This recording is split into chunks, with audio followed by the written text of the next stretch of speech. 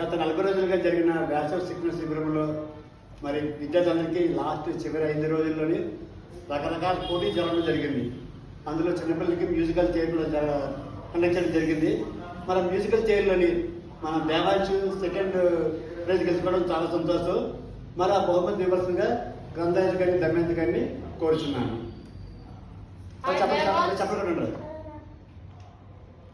నీకు ఈ ప్రైజ్ వచ్చింది, మరి ఇంతకన్నా మంచి మంచి పెద్ద పెద్ద దీంట్లోనే నువ్వు పాల్గొని గెలుపొందాలి. ప్రతి ఆదివారం కూడా మర్చిపోకుండా నువ్వు రావాలి. నీ తాలూకా వీడియోలు అన్ని కూడా మేము చూస్తుంటాము.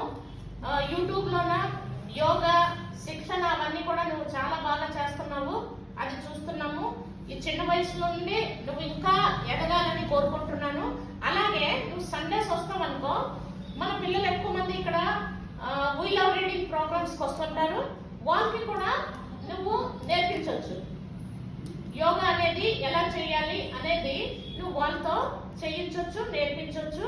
మరి చిన్న వయసులోనే నువ్వు ఇంత పెద్దగా ఇది చేస్తున్నావంటే really great.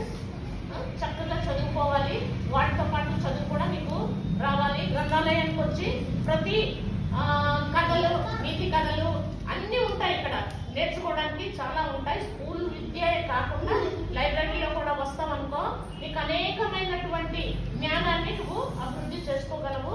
All the best. Thank you. బాగా చదువుకున్నాను.